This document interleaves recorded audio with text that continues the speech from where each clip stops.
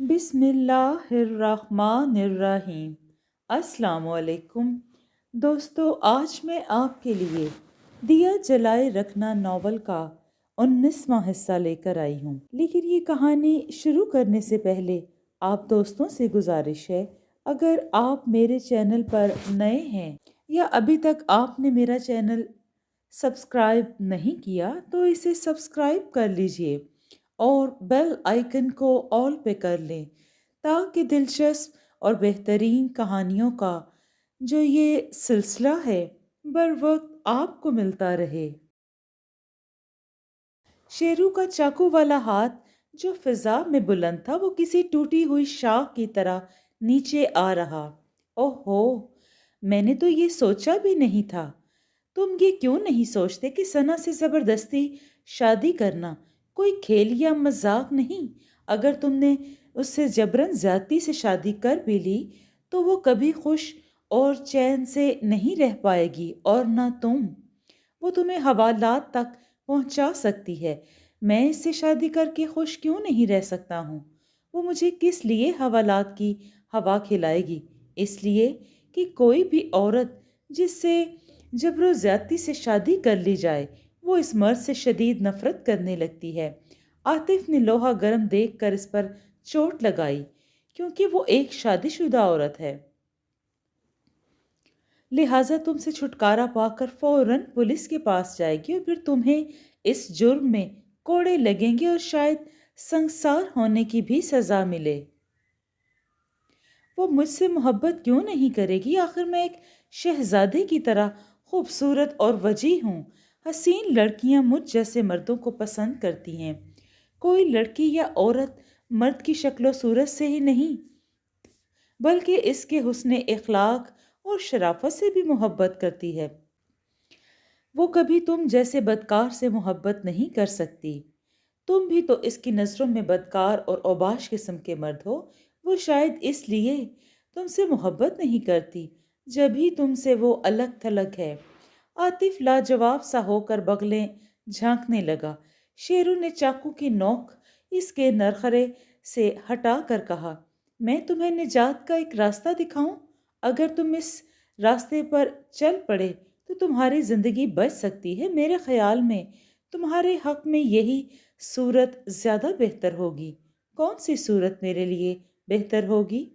عاطف نے متعجب ہو کر پوچھا۔ تم اپنی بیوی ثنا کو طلاق دے دو۔ تمہیں طلاق دینا ہوگی۔ تم اسی صورت میں یہاں سے زندہ بچ کر جا سکتے ہو۔ وہ کرخت لہجے میں بولا۔ ثنا کو طلاق دے دوں؟ عاطف اپنی جگہ سے اچھل پڑا اور دوسرے لمحے اس نے پھر سے تکرار کی، میں اس کو کبھی طلاق نہیں دوں گا۔ تم تو کیا، تمہارا باپ بھی طلاق دے گا۔ اگر تم نے سیدھی طرح سے اپنی بیوی کو طلاق نہیں دی تو مجھے دوسرا راستہ اختیار کرنا پڑے گا۔ کیا کہا؟ عاطف سناٹے میں آ گیا۔ دوسرے لمحے اس کا ہاتھ فضا میں بلند ہو کر اس کے مکہ شیرو کے چہرے پر پڑا۔ عاطف کو غصے میں کچھ خیال نہیں رہا تھا کہ شیرو مسلح ہے۔ وہ ایک دم سے مشتعل ہو گیا۔ شیرو کے لیے یہ حملہ غیر متوقع تھا۔ وہ اپنی جگہ سے ذرا ہٹ گیا۔ ہرگز طلاق نہیں دوں گا اور دوبارہ اس قسم کی بکواس مجھ سے تم نہیں کرو گے۔ مگر پھر دوسرے ہی لمحے اپنی جگہ بڑے اطمینان و سکون سے بے حس و حرکت کھڑا رہا۔ شیرو نے چاقو کی نوک اس کے سینے سے ہٹا کر اس کے نرخرے پر رکھ دی۔ وہ تیش میں اسے لال لال آنکھوں سے گھورتے ہوئے بولا، جلدی سے بتاؤ اب ثنا کہاں ہے اور کہاں رہتی ہے؟ سنو شیرو۔ عاطف کو خود اپنی طمانینت بھری آواز پر تعجب ہوا۔ تم مجھے جان سے بھی مار دو گے تب بھی تمہیں ثنا کے بارے میں کچھ نہیں بتاؤں گا، اس لیے کہ وہ میری بیوی ہی نہیں، میری جان وفا ہے۔ وہ میرا وجود، میری زندگی ہے۔ اسے میں تم سے کہیں زیادہ شدت سے چاہتا ہوں۔ شیرو کی آنکھوں میں ایک وحشیانہ چمک ابھر آئی۔ تو پھر تم مرنے کے لیے تیار ہو جاؤ۔ آخر میں بھی تم ایک پاگل ہو اور ایک پاگل دوسرے پاگل کو مار کے خوش ہوگا، مگر میں جانتا ہوں کہ تم مجھے نہیں مارو گے۔ اور مار بھی نہیں سکتے ہو، یہ تمہیں خوش فہمی کیوں ہو رہی ہے؟ وہ اپنی جگہ سے ذرا ہٹ گیا، مگر اس نے بجلی کی سی تیزی اور پھرتی سے ایک مکہ عاطف کے منہ پر دے مارا۔ وہ شیرو کا مکہ کھا کر سہ نہ سکا اور اپنا توازن برقرار رکھنا مشکل ہو گیا۔ لڑکھڑایا۔ شیرو نے فوراً ہی اس کے پیٹ میں ایک لات رسید کر دی۔ وہ الٹ کر زمین پر گر پڑا۔ زمین پر گر کر وہ درد سے کراہنے لگا۔ دوسرے لمحے وہ اٹھنا چاہتا تھا کہ شیرو نے اس پر کسی چیتے کے سے انداز میں جست لگائی۔ اس کے سینے پر سوار ہو کر بیٹھ گیا۔ اس نے بغیر کسی تاخیر کے ایک ہاتھ عاطف کی گردن پر رکھ دیا اور دوسرا ہاتھ جس میں چاقو تھا اسے فضا میں بلند کیا۔ عاطف کو اپنی نظروں کے سامنے موت ناچتی نظر آ رہی تھی۔ ایسا لگ رہا تھا کہ وہ پل بھر کا مہمان ہے۔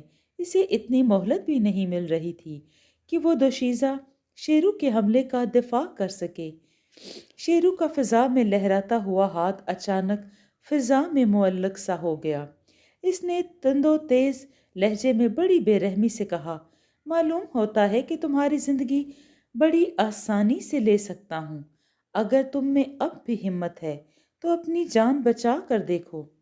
آج تک میرے ہاتھوں سے کوئی نہیں بچا ہے۔ اپنی روایت کو اپنے ہی ہاتھوں سے کیوں توڑ رہے ہو؟ جلدی سے میرا قصہ ختم کر دو۔ میرا خیال ہے کہ میں تمہیں موت کے گھاٹ ہی اتاروں۔ اس طرح ثنا بھی آزاد ہو جائے گی اور میرے راستے کا پتھر بھی ہٹ جائے گا۔ شیرو نے اپنا چاقو فضا میں لہرایا، مگر میں تمہیں ایک آخری موقع دینا چاہتا ہوں اپنی جان بچانے کا۔ جلدی سے کہو، ثنا کو طلاق دے رہے ہو کہ نہیں؟ شیرو جو اس کے سینے پر سوار تھا تو اس کا دم گھٹ رہا تھا، اس کے منہ سے خون بھی بہہ رہا تھا۔ وہ تڑپ کر بولا، میرے سینے سے اترو، پہلے طلاق دینے کا وعدہ کرو۔ شیرو نے بپھر کے تکرار کی۔ عاطف خود کو جیسے سولی پر لٹکتا ہوا محسوس کر رہا تھا۔ اس کی سانسیں جیسے اکھڑ رہی تھیں۔ وہ اپنی پوری قوت سے چیخا، اچھا، میں وعدہ کرتا ہوں ثنا کو طلاق دے دوں گا۔ سچ؟ شیرو کا چہرہ خوشی سے دمک اٹھا۔ واقعی تم اپنی بیوی کو طلاق دے دو گے؟ وہ اس کے سینے پر سے اٹھ کر کھڑا ہو گیا۔ عاطف کراہتا ہوا اٹھ کھڑا ہوا اور چند لمحوں تک اپنا سینہ دبا رہا تھا۔ پھر اس نے اپنی جیب سے رومال نکال کر منہ سے خون صاف کیا اور کھڑے ہو کر اسکوٹر کی سیٹ پر بیٹھ کر لمبی لمبی سانسیں لیں۔ اچھا یہ تو بتاؤ کہ تم اپنی بیوی کو کب تک طلاق دے رہے ہو؟ شیرو کی آواز میں خوشی رقصاں تھی۔ اس نیک کام میں دیر نہیں ہونی چاہیے۔ عاطف چکرایا۔ اگر وہ شیرو سے کہتا کہ اسے خود اپنی بیوی کا ٹھکانہ معلوم نہیں تو شیرو اس بات کو فریب اور دھوکہ سمجھے گا اور شاید اسے قتل کرنے سے بھی دریغ نہیں کرے گا اور اس کی بہن کو اغوا کر کے شاید اس سے زبردستی شادی بھی کر لے۔ شیرو کو اس کی کسی بات کا یقین نہیں آئے گا۔ اب تو اسے ایسا قدم اٹھانا ہوگا کہ سانپ بھی مر جائے اور لاٹھی بھی نہیں ٹوٹے۔ شیرو نے اس کے قریب آ کر طنز سے پوچھا، کوئی بہانہ سوچ رہے ہو؟ دفعتاً عاطف کے ذہن میں ایک خیال آیا تو اس کی آنکھیں چمک اٹھی۔ طلاق تو اسے دے سکتا ہوں ابھی اس وقت، لیکن ایک مسئلہ درپیش ہے۔ وہ کیا مسئلہ ہے؟ مہر کی رقم کہاں سے لاؤں؟ مہر کی رقم کی ادائیگی کیسے کروں؟ 50,000 روپے ہے۔ 50,000 روپے؟ شیرو کا منہ حیرت سے کھلا رہ گیا۔ کیا تمہارا دماغ خراب ہو گیا ہے جو تم نے مہر کی اتنی بڑی رقم منظور کر لی؟ وہ صورت نہیں دماغ خراب کرنے والی ہے۔ اس کے 50,000 کیا 50 لاکھ بھی کم ہیں۔ اگر تم نے ثنا سے شادی کرنے کی کوشش کی تو وہ تم سے شاید اس سے بھی زیادہ حق مہر مقرر کریں۔ وہ بات کی بات ہے، پہلے تم اس کی مہر کی رقم کا بندوبست کرو۔ شیرو نے اپنے شانے جھٹکے۔ میرے پاس 50,000 تو کیا 50 روپے بھی نہیں ہیں۔ اس سے شادی کر کے میں کنگال ہو کر رہ گیا ہوں۔ تم جھوٹ تو نہیں بول رہے ہو؟ شیرو مشکوک ہو گیا۔ کہیں تم میرے ساتھ فریب تو نہیں کر رہے ہو؟ اس میں فریب کی کیا بات ہے؟ آخر اتنی جلدی اپنی حسین بیوی کو طلاق دینے پر کس لیے تیار ہو گئے؟ میں یہ سب کچھ اپنی بہنوں کی عزت آبرو کے لیے کر رہا ہوں۔ اگر تمہیں میری بات کا یقین نہیں آ رہا تو ایسا کرو، ابھی اور اسی وقت 50,000 کی رقم لے کر میرے ساتھ چلو۔ میں تمہارے سامنے اسے طلاق دے دیتا ہوں اور رقم بھی اس کے منہ پر مار دیتا ہوں۔ 50,000 مہر کی رقم میں کیوں دوں؟ اس لیے کہ تم اسے حاصل کرنا چاہتے ہو۔ میرے پاس رقم کہاں سے آئے گی؟ یا پھر تم ایسا کرو، 4-5 سال انتظار کرو۔ 4-5 سال کیا، میں 4 دن بھی انتظار نہیں کر سکتا۔ اس نے اپنا سر کھجایا۔ کیا واقعی حق مہر 50,000 روپے ہے؟ میرے ساتھ ابھی چل کر ثنا کے باپ سے معلوم کر لو۔ عاطف اس کے جواب کا انتظار کیے بغیر اسکوٹر پر بیٹھ گیا اور اس کا انجن سٹارٹ کرنے لگا تو شیرو اس کے سامنے آ گیا اور کلچ پر ہاتھ رکھتے ہوئے بولا، مجھے تمہاری بات کا یقین آ گیا ہے۔ تم فکر نہ کرو، میں ثنا سے شادی کرنے کے لیے 1 لاکھ کی رقم کا بندوبست کرتا ہوں۔ 50,000 تمہارے حق مہر کے لیے اور 50,000 ثنا سے شادی کرنے کے لیے۔ کیوں 1 لاکھ کافی ہوں گے نا؟ عاطف نے سر ہلا کر جیسے اس کی تائید کی۔ چلو اب اپنے اپنے گھر چلتے ہیں۔ شیرو اس کے اسکوٹر کی نشست پر بیٹھ گیا۔ عاطف نے دل میں خدا کا شکر ادا کیا۔ شیرو نے اسکوٹر سے اترنے کے بعد اس سے اس کا نمبر لے لیا۔ عاطف ایک ایک دن دھڑکتے دل کے ساتھ گنتا جا رہا تھا۔ اس کے دل میں ایک پھانسی گھڑ گئی تھی۔ وہ خوف سے دامن گیر ہو گیا تھا۔ وہ روز ہی سوچتا تھا کہ شیرو 50,000 کی رقم لے کر آ گیا تو وہ کیا کرے گا؟ دفتر کے اندر داخل ہونے والے ہر شخص پر اسے شیرو کا ہی دھوکہ ہوتا تھا۔ اس نے شیرو سے چھٹکارا پانے کے لیے رات دن کتنی ہی تدبیریں سوچیں، مگر کوئی ایسی تدبیر اس کے ذہن میں نہیں آئی جو اسے شیرو سے نجات دلا سکے۔ پھر وہ بدترین گھڑی آ پہنچی۔ شیرو اپنے ہاتھ میں ایک بریف کیس لے کر اس کے آفس داخل ہوا تو اس کا چہرہ خوشی سے دمک رہا تھا۔ وہ کسی قدر صاف ستھرے لباس میں ملبوس تھا۔ وہ بدمعاش نہیں، ایک مہذب شخص دکھائی دے رہا تھا۔ وہ عاطف سے بڑی گرم جوشی سے مصافحہ کر کے سامنے والی کرسی پر بیٹھ گیا۔ اس نے بریف کیس میز پر رکھ کر کہا، تم سوچ بھی نہیں سکتے ہو کہ میرے پاس کتنی رقم ہے۔ تم سنو گے تو بے ہوش ہو جاؤ گے۔ میں سوچ بھی نہیں سکتا ہوں کہ اتنی بڑی رقم اچانک میرے ہاتھ لگ سکتی ہے۔ عاطف کی حالت تو اندر سے بڑی بے غیر ہو رہی تھی۔ اس کا چہرہ سفید پڑتا جا رہا تھا۔ وہ سر ہلا کے رہ گیا۔ شیرو نے بڑے تکبرانہ انداز سے بریف کیس کو تھپتھپایا۔ اس میں 1 لاکھ نہیں، 2 لاکھ بھی نہیں۔ وہ سسپینس پیدا کرنے کے موڈ میں نظر آ رہا تھا۔ پورے 3 لاکھ روپے موجود ہیں۔ 3 لاکھ؟ عاطف کا ماتھا ٹھنکا۔ ہاں، اس نے سر ہلایا۔ 1 لاکھ تو تمہارے اور میرے حق مہر میں چلے جائیں گے، باقی بچے 2 لاکھ روپے میں کسی اعلیٰ رہائشی علاقے میں خوبصورت سا فلیٹ کرائے پر لے کر اسے سجاؤں گا۔ میں نے 25,000 تو ہنی مون کے اخراجات کے لیے اور 50,000 سیر و سیاحت کے لیے رکھے ہیں۔ 25,000 شادی کے لیے کافی ہوں گے۔ کیوں؟ کیسا ہے میرا پروگرام؟ عاطف کے دل میں تو آیا کہ میز سے پیپر ویٹ اٹھا کر شیرو کے ماتھے پہ دے مارے۔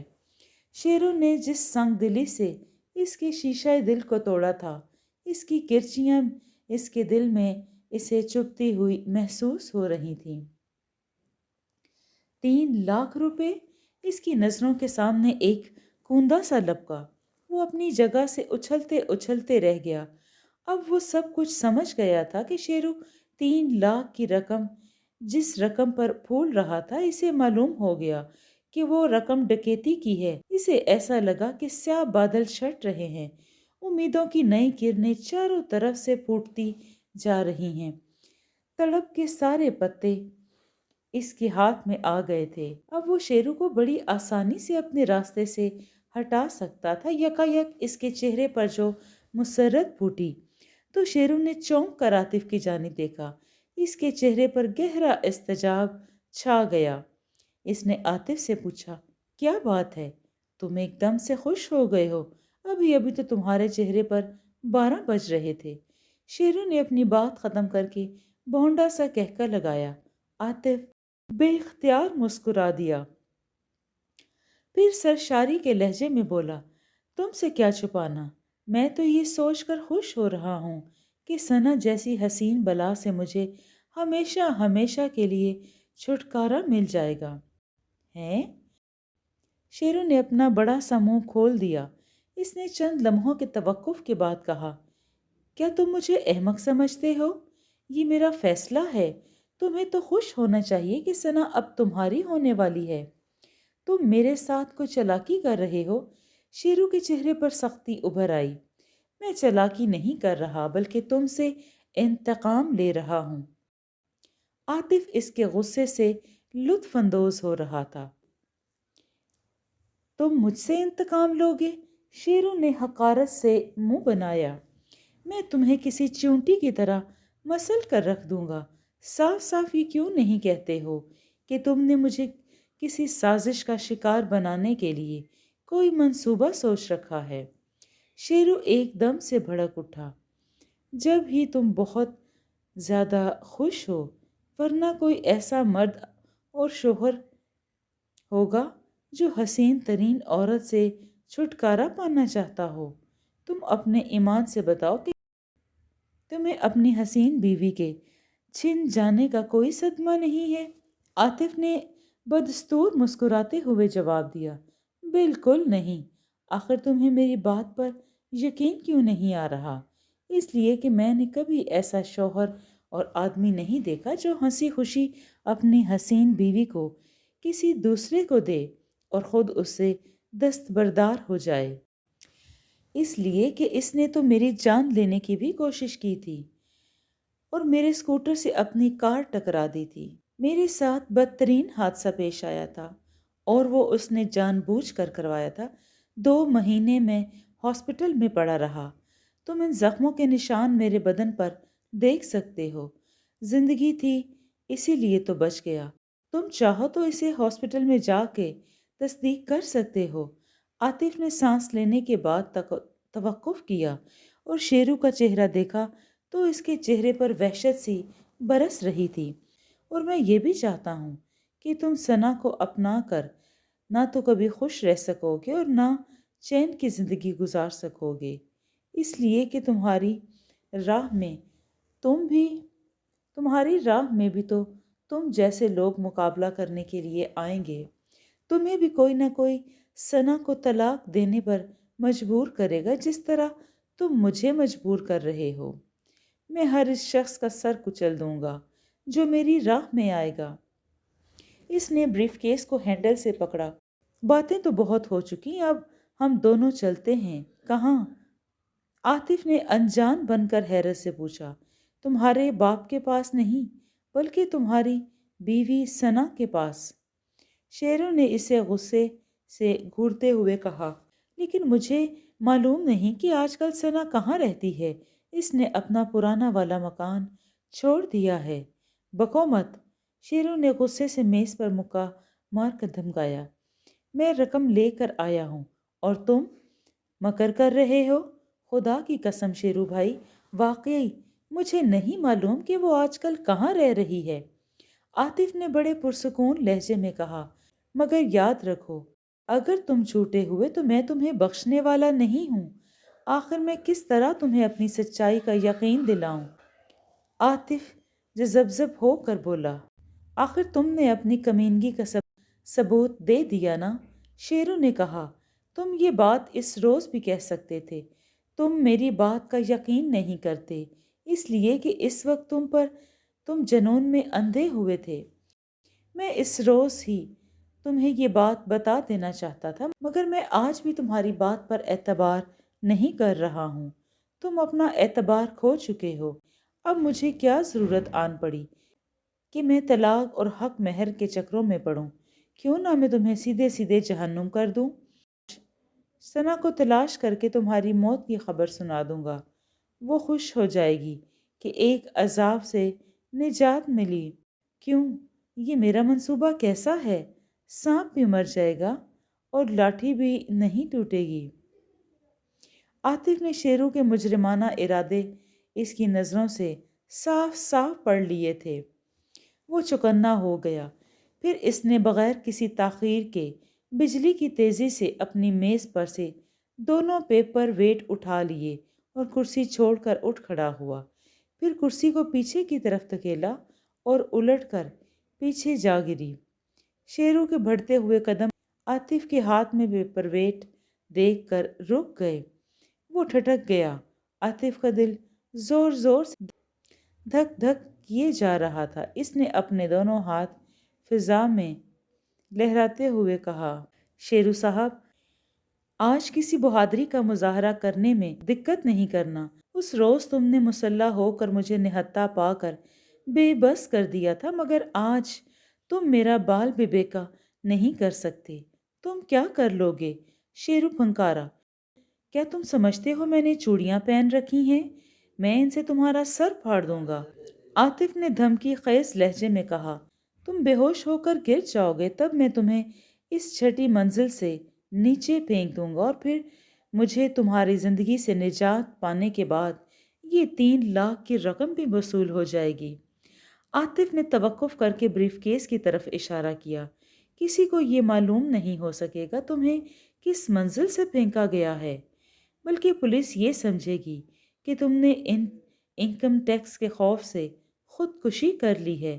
اور ذلیل کمینے مکار، وہ دانت پیس کر بڑبڑایا، تو تم نے مجھے یہاں موت کے گھاٹ اتارنے کا فیصلہ کیا ہے۔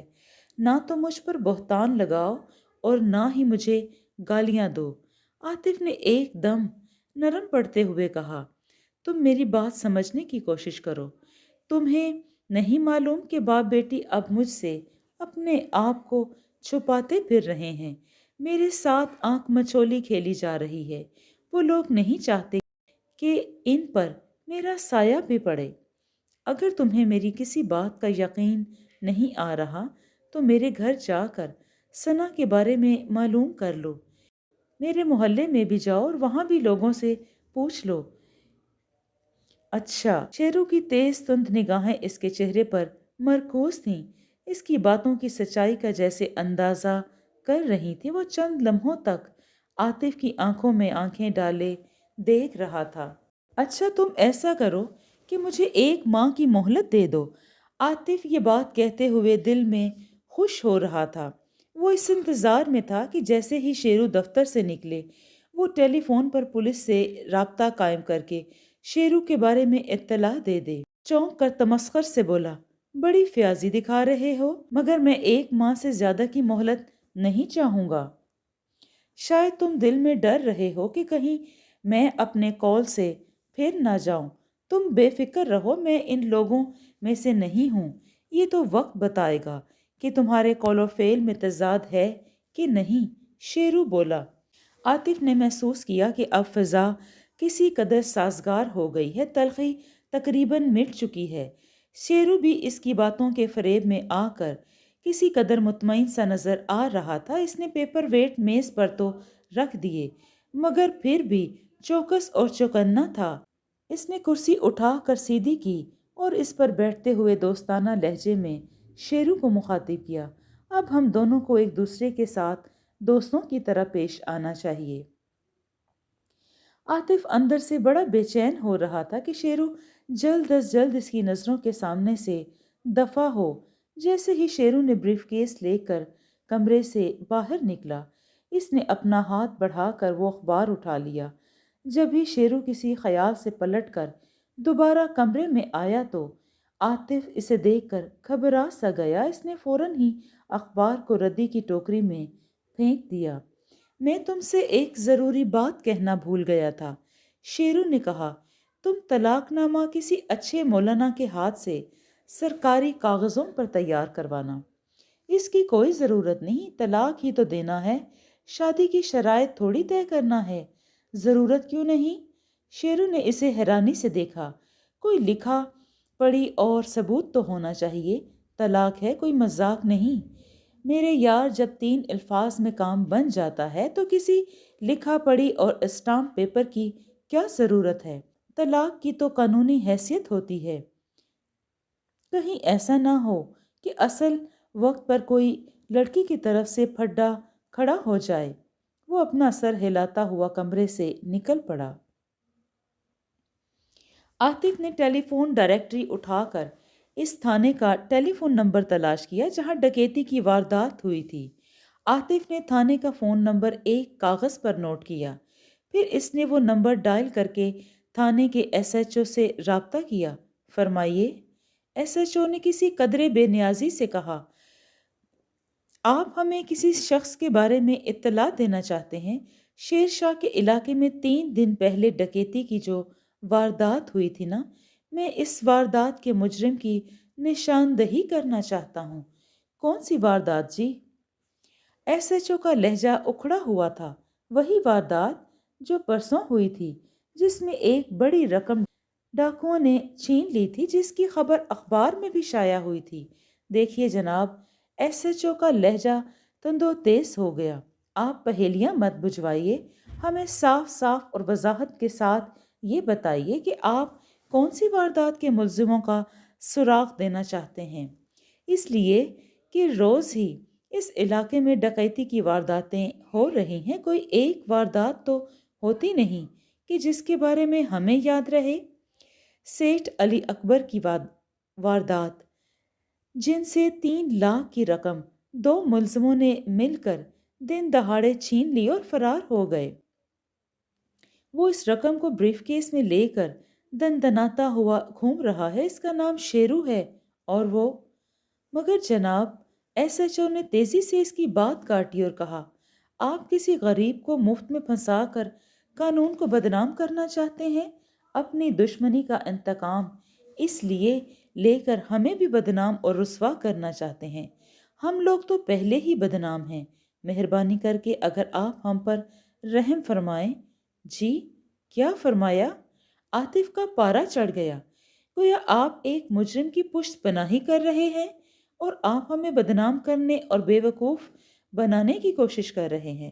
ایس ایچ او نے سختی سے ترکی با ترکی جواب دیا۔ آپ نے کیا اخبار نہیں دیکھا؟ اخبارات میں ان دونوں مجرموں کی تصویریں بھی چھپی ہوئی ہیں۔ اور جی، عاطف کے حلق میں گرہیں پڑ گئیں۔ اب مجھے ایک لفظ بھی نہیں سننا۔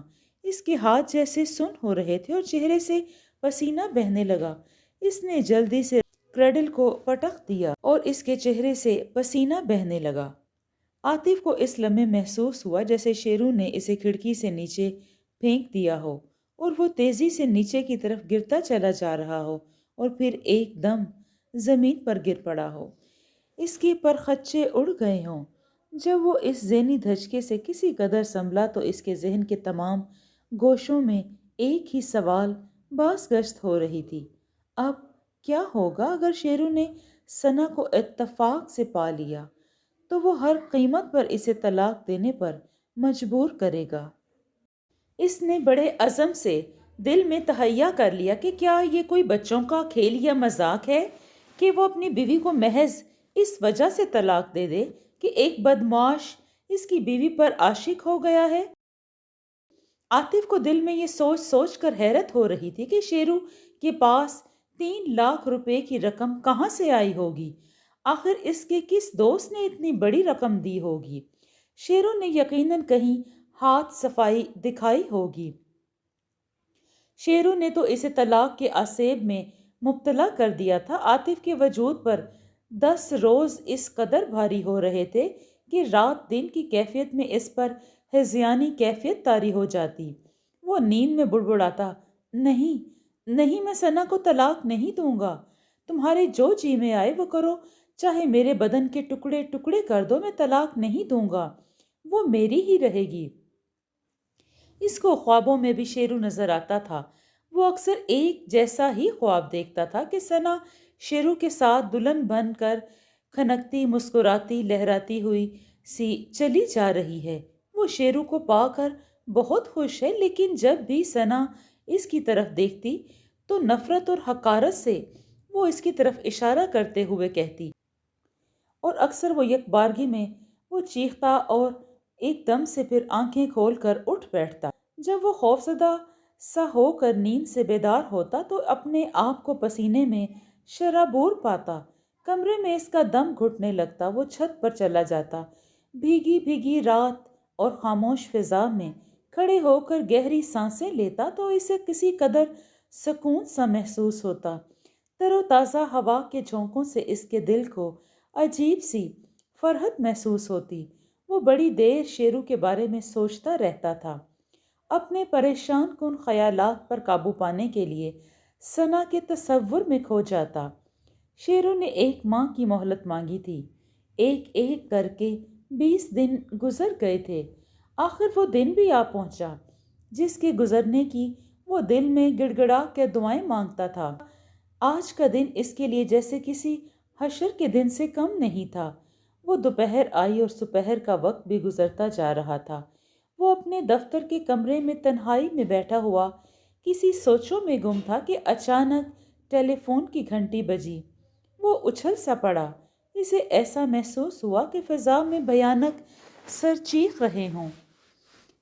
आज वो सारा दिन टेलीफोन की बजती हुई घंटी से खौफ और दहशत ज़दा होता रहा था। दूसरी जानिब से एक मानूस और मुतरन्नम सी आवाज़ गूंजी, आतिफ साहब तशरीफ़ रखते हैं। इस आवाज़ को सुनकर इसकी जान में जान आई। इसने अपनी आंखें बंद करके गहरा सांस लिया। जी, मैं आतिफ बोल रहा हूँ। अगर मैं गलती नहीं कर रही हूँ तो आप नाइला रिजवी बोल रही हैं, मशहूर व मारूफ मॉडल गर्ल। आजकल आप टीवी के इश्तहारात में नज़र नहीं आ रही। दूसरी जानिब से नाइला रिजवी हंस पड़ी थी। फिर वो शौक़ी से बोली, आतिफ साहब आपने तो बरसों बाद भी मुझे फ़ौरन पहचान लिया। जिस तरह दुनिया ने भुला दिया इस तरह आपने भी मुझे भुला दिया। आप इधर का रास्ता भी भूल गए। ऐसा लगता है जैसे आपको देखे सदियां बीत गई हैं। आतिफ की नज़रों में नाइला का सरापा उभरा। वो सांवली रंगत और तीखे नक्शो निगार वाली पुरकशिश लड़की थी। इसने नाइला के साथ बड़ा अच्छा वक्त गुजारा था। वो शादी की कायल नहीं थी। इन दिनों के खुशगवार तसव्वुर में खो सा गया। एक बार कोई मुसाफिर रास्ता भटक जाए तो इसकी मंजिल को भूल जाना ही बेहतर होता है। आप बहुत याद आते हैं। ऐसी भी क्या बेरुखी। मैं चाहती हूँ कि पुरानी यादों को फिर से ताज़ा करें। आपको मेरे बारे में कुछ मालूम हुआ? आतिफ ने पूछा। नाइला के लहजे में गहरा इस्तजाब नुमाया था। नहीं जानम, मुझे आपके बारे में कुछ मालूम नहीं। खैरियत तो है? क्या हुआ? आतिफ ख्वाबों की दुनिया से निकलकर हकीकी दुनिया में आ गया। सबसे अहम खबर यह है कि आजकल मैं अपनी तनख्वाह में घर चला रहा हूँ। इसके अलावा आमदनी के दूसरे ज़राए बंद कर चुका हूँ। दूसरी खबर यह है कि मैंने एक इंतहाई हसीन लड़की से शादी कर ली है और आतिफ को मज़ीद कुछ कहने की ज़रूरत पेश नहीं पड़ी। दूसरी तरफ से नाइला ने रिसीवर क्रेडल पर जोर से पटक दिया था। आतिफ के लबों पर तमस्कुराना मुस्कुराहट बिखर गई। इसने आस्तगी से रिसीवर रख दिया। कोई 5 मिनट गुजरे होंगे कि फिर बेल बजी। इसका दिल ये सोचकर धक धक करने लगा कि कहीं शेरू का टेलीफोन ना हो। इसने रिसीवर कान से लगाकर हेलो कहा तो इसका लहजा मुर्दा हो रहा था। एक बारीक रसीली आवाज़ ने पूछा, क्या आप होटल कॉन्टिनेंटल से बोल रहे हैं? जी नहीं, ये दफ्तर इनकम टैक्स है। अगर आपको टैक्स देना है तो फरमाइए। I am sorry. वैसे जी खुदा आप लोगों से सबको बचाए। लड़की ने शौक़ी से जवाब देकर टेलीफोन का सिलसिला मुनक़ता कर दिया। दूसरे लम्हे फिर टेलीफोन की घंटी बजी। वो समझ गया कि फिर इसी लड़की की कॉल आई होगी। इसने रिसीवर उठाकर बड़ी शाइस्तगी से कहा, جی وعلیکم السلام علیکم، میں کراچی انٹر کانٹیننٹل ہوٹل سے بول رہا ہوں، فرمائیے آپ کو کس سے بات کرنی ہے؟ عاطف صاحب، یہ کیا مذاق ہے؟ کیا تم کسی کو بیوقوف بنا رہے ہو؟ یہ شیرو کی آواز تھی۔ شیرو؟ عاطف کے ہاتھ سے ریسیور چھوٹتے چھوٹتے بچا، اس کا سر چکرا سا گیا، اس کی زبان گنگ سی ہو گئی۔ دوسری طرف شیرو چیخ رہا تھا، عاطف، عاطف صاحب بولتے کیوں نہیں؟ کہیں تم مر تو نہیں گئے؟ اس نے قابو پا کر تیز لہجے میں کہا، تم چیخ کیوں رہے ہو؟ آہستہ بات کرو، کان کے پردے پھٹے جا رہے ہیں۔ میں تو سمجھا کہ میری آواز سنتے ہی تم گونگے اور بہرے بھی ہو گئے ہو۔ ایسی کوئی بات نہیں، میں ٹھیک ہوں۔ میں نے آج ہی بلکہ کچھ دیر پہلے ثنا کا ٹھکانہ معلوم کر لیا ہے۔ شیرو چہک رہا تھا، یار اس کی تلاش میں میرا کھانا خراب ہو گیا۔ میں نے اسے کراچی کے کس کس کونے میں تلاش نہیں کیا، آخر وہ نظر آ گئی۔ آج میری مہلت ختم ہو رہی تھی نا۔ شیرو کی اس خوشخبری نے اس کے جسم کا آخری قطرہ بھی نچوڑ لیا۔ اس کے ہاتھ، بدن اور پیروں میں تو بالکل بھی سکت نہیں رہی تھی۔ شیرو نے اسے خاموش پا کر پوچھا، کیوں میرے لال؟ کیا یہ خوشخبری سن کر دن میں تارے نظر تو نہیں آ رہے؟ نہیں شیرو بھائی، اس نے اپنے لہجے کو بشاش بناتے ہوئے کہا، کچھ دنوں سے میری طبیعت خراب ہے۔ میں صرف تمہاری وجہ سے روز دفتر آ رہا ہوں اور تمہارے ٹیلی فون کے انتظار میں ابھی تک بیٹھا ہوا ہوں۔ مبارکباد، تم نے بہت بڑا کارنامہ انجام دیا۔ اب کیا ارادے ہیں؟ میں تمہارے لہجے میں بدنیتی کی بو محسوس کر رہا ہوں۔ یہ تم کس بنا پر مجھ پر الزام لگا رہے ہو؟ یہ تمہارے شیرو بھائی کے کہنے کے انداز سے۔ آخر بدنیت ہوتا تو دفتر میں تمہارا انتظار نہیں کرتا میں۔ اچھا، یہ تو بتاؤ اب تمہارے کیا ارادے ہیں؟ تم ثنا کے پاس چل رہے ہو؟ تم ایسا کرو، ثنا کے ہاں چلنے کے لیے کل کے بعد کوئی اور دن مقرر کر لو۔ تم مجھے ثنا کا پتہ دے دو، میں مقررہ دن اور وقت پر ثنا کے گھر پر مل جاؤں گا۔ کوئی اور دن کیوں؟ شیرو نے متعجب ہو کر پوچھا اور کہا، میں ابھی اور اسی وقت تمہارے پاس آ رہا ہوں اور تمہیں ساتھ لے کر جاؤں گا۔ مجھے کسی مولوی سے طلاق نامہ بھی تو لکھوانا ہے۔ کہ تم مجھے بیوقوف بنانے اور ٹالنے کی کوشش کر رہے ہو؟ شیرو کو غصہ آ رہا تھا۔ کیا تم مجھے احمق سمجھتے ہو؟ کیا طلاق نامے کی ضرورت نہیں ہے؟ تم میری بات تو سمجھنے کی کوشش کرو شیرو بھائی۔ شیرو بھائی مر گیا، صرف شیر دل زندہ ہے، وہ تمہیں قبر سے نکال لائے گا۔ شیرو مشتعل ہو کر بول رہا تھا، اب تم مجھے بے وقوف نہیں بنا سکتے۔ تمہیں ابھی چل کر میرے سامنے ثنا کو طلاق دینا ہوگی۔ میں حق مہر کی رقم ساتھ لے کر چل رہا ہوں۔ عاطف نے بات بگڑتے دیکھ کر چال چلی، تو تم پھر ایسا کرو کہ آج رات 8 بجے ثنا کے ہاں پہنچ جاؤ۔ مجھے اس کا پتہ سمجھا دو تاکہ میں وہاں تم سے مل سکوں۔ ابھی کیوں نہیں؟ رات 8 بجے کیوں؟ میں اپنے ساتھ ایک مولوی صاحب کو لے کر پہنچتا ہوں تاکہ ان کی موجودگی میں یہ کاروائی ہو سکے۔ اگر ایسی بات ہے تو تم مولوی صاحب کو لے کر رات 8 بجے سلطان ہوٹل والی مارکیٹ پر پہنچ جاؤ۔ شیرو کی آواز میں غراہٹ تھی۔ عاطف سمجھ گیا کہ شیرو نے کچی گولیاں نہیں کھیلیں۔ کیا ایسی طلاق شرعی طور پر جائز ہے؟ کیا میں اپنی بیوی کو ایسی صورت میں طلاق دے سکتا ہوں؟ کیا ایسی طلاق شرعی طور پر جائز ہے؟ کیا میں اپنی بیوی کو ایسی صورت میں طلاق دے سکتا ہوں؟ اگر مولوی صاحب نے تمہارے حق میں فیصلہ دے دیا تو مجھے اپنی بیوی کو طلاق دینے میں ذرا برابر بھی تامل نہیں ہوگا۔ اچھا، تو تم اس لیے بار بار مولوی کا ذکر کر رہے ہو؟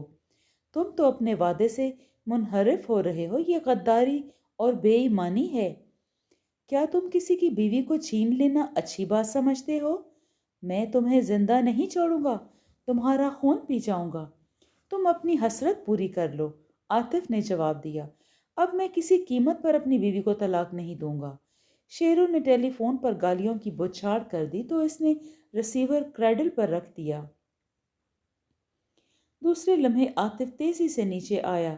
वो नहीं चाहता था कि शेरू दफ्तर पहुंचकर कोई हंगामा खड़ा करे, क्योंकि वो जानता था सबसे पहले दफ्तर आएगा और फिर दफ्तर में ना पाकर वो घर का रुख करेगा। शेरू के इसके मोहल्ले में कदम रखने से इसे कोई डर नहीं था। मोहल्ले के तमाम लड़के जो कमर के दोस्त थे, डंडे और हाकियों से शेरू का इस्तकबाल और उसकी खातिर मदारत आसानी से कर सकते थे।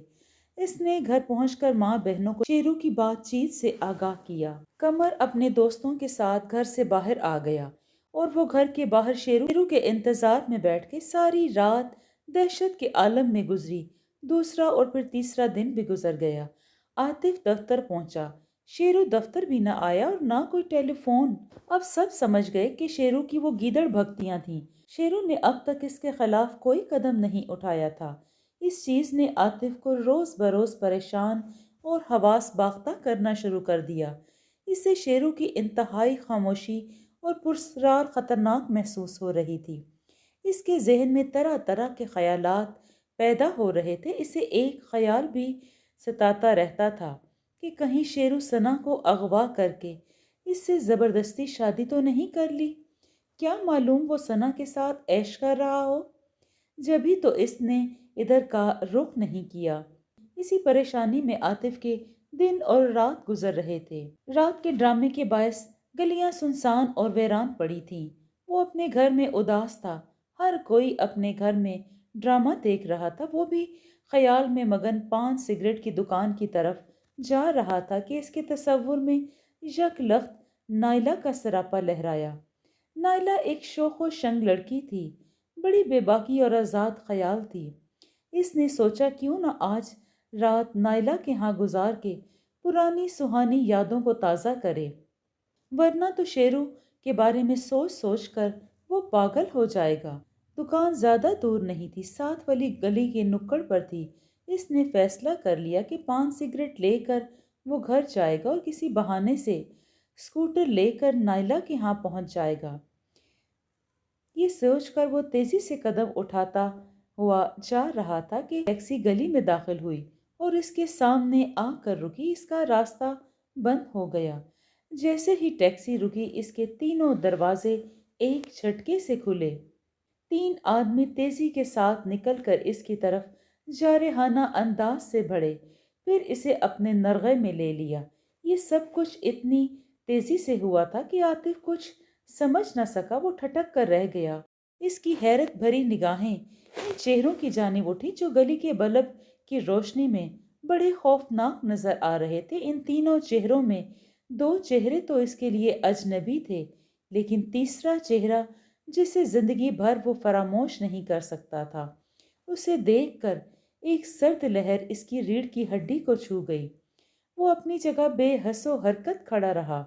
वो पलटकर भाग भी न सका।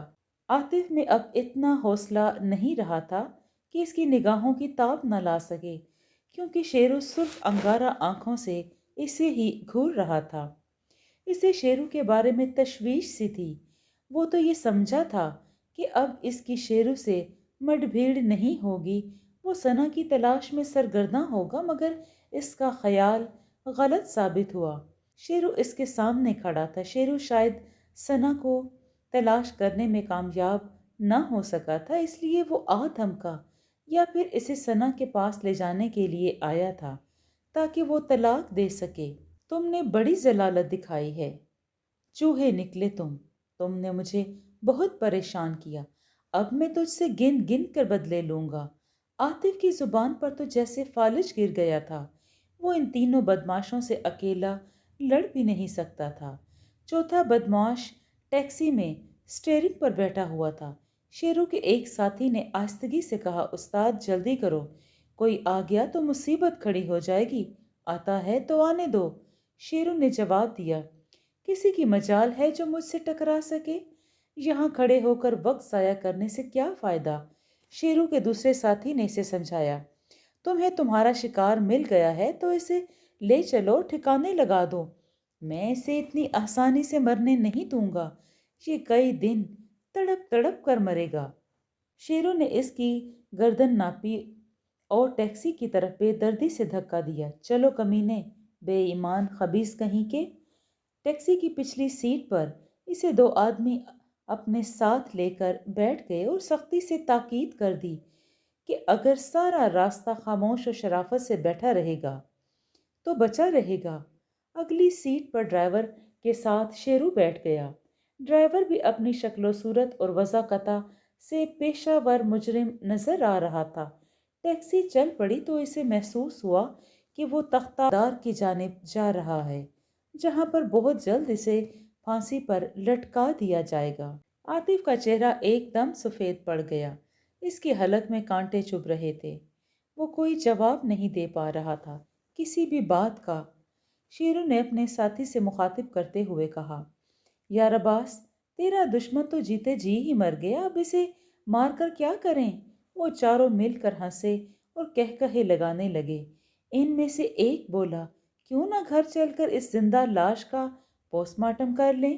ہمارے پاس ایک لمبی چوڑی میز بھی تو ہے۔ ڈرائیور بولا، ویسے مجھے کسی لاش کا پوسٹ مارٹم دیکھنے کا بڑا شوق ہے، اس کی آنکھوں پر پٹی بھی تو باندھنا ہے۔ شیرو نے کہا، جلدی سے گاڑی کے شیشے چڑھا دو۔ ان چاروں نے اپنے اپنی دروازوں کے شیشے چڑھا دیے۔ عاطف کے دل میں ایک موہوم سی امید پیدا ہوئی، یہ لوگ اسے بعد میں سلامت چھوڑ دیں، اس لیے تو اس کی آنکھوں پر پٹی باندھی جا رہی ہے۔ اگر اسے قتل کرنا مقصود ہوتا تو اس کی آنکھوں پر پٹی نہیں باندھی جاتی۔ یہ لوگ اسے خوفزدہ اور ہراساں کرنے کے لیے یہ حرکت کر رہے ہیں تاکہ وہ راستے اور ان جگہوں کو پہچان نہ سکے۔